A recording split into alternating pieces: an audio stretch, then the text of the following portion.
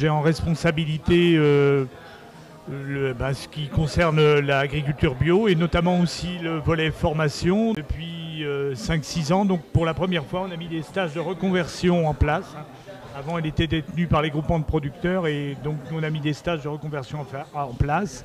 On fait aussi des coins de champ en direction des agriculteurs bio de manière à ce que des groupes de progrès, de manière à ce qu'ils puissent échanger leurs pratiques et faire évoluer. C'est dans l'échange avec d'autres qu'on se grandit, puis on ne peut pas rester isolé. Et l'agriculteur bio aussi a besoin d'échanger avec les conventionnels, ce qui peut lui servir dans sa qualification qu'il a pris. Et d'un autre côté, les conventionnels peuvent prendre avec lui tout sa diversité dans son assolement, sa rotation, ses techniques vétérinaires aussi qui l'obligent à prendre moins d'antibiotiques.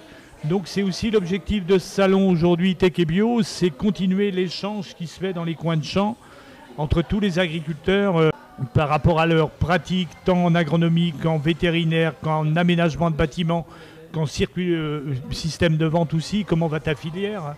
Donc aujourd'hui, tous les agriculteurs ont besoin d'échanger et ont besoin de se retrouver à Tech et Bio. Les agriculteurs doivent pouvoir échanger sur leurs pratiques, ceux qui sont dans des filières de qualité, ceux qui sont comme le bio, c'est engagé dans une filière de garantie de système, mais tout le monde est là pour échanger. France Bleu Mayenne nous souhaitait mettre en avant la formation agricole dans le cadre de ce salon.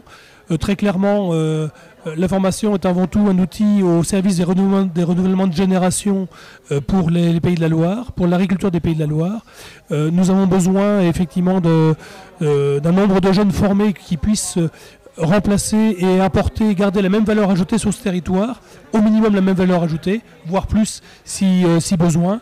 En ce sens, c'est de la compétence nécessaire en plus aujourd'hui. C'est de nombreux jeunes qui puissent venir dans nos métiers, de nombreux jeunes qui viennent également d'autres secteurs que l'agriculture, parce qu'il nous faut convaincre au-delà du secteur agricole pour avoir des jeunes qui puissent nous accompagner et nous remplacer dans nos exploitations et remplacer nos salariés éventuellement. Alors, la spécificité du lieu, on est effectivement sur le site d'un lycée agricole qui est avec des spécialités particulières, puisqu'il est spécialisé en aquaculture en eau douce, d'une part.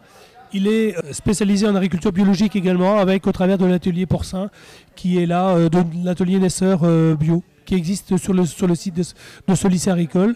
Donc c'est un lycée qui est en phase avec le secteur production de manière complète, totale, et comme on est sur le secteur sur la Mayenne, on est vraiment dans un lycée qui est en phase avec le besoin de renouvellement de génération en Mayenne, qui est le département qui installe le plus pour l'instant dans la région des Pays de la Loire. Je suis là aujourd'hui, tout d'abord on a sollicité tous les jeunes qui sont actuellement en formation pour se déplacer sur Tech & Bio, pour essayer de résoudre quand même la problématique des renouvellements, de renouvellement des actifs, pour lequel c'est un des enjeux forts du CFA. C'est-à-dire accueillir des jeunes, d'abord non issus du milieu agricole, mais aussi assurer le renouvellement dans des filières, un centre de filières qui sont en tension. Aujourd'hui, on a plusieurs stands sur lesquels on renseigne sur les différentes voies de formation, que sont la formation continue, la formation par apprentissage, la formation scolaire.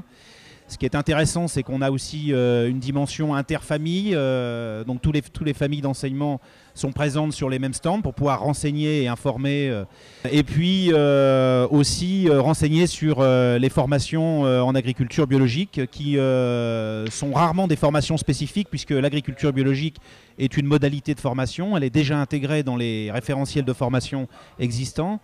Et il y a quelques formations spécifiques comme les CS Bio, etc., que nous avons ouverts récemment.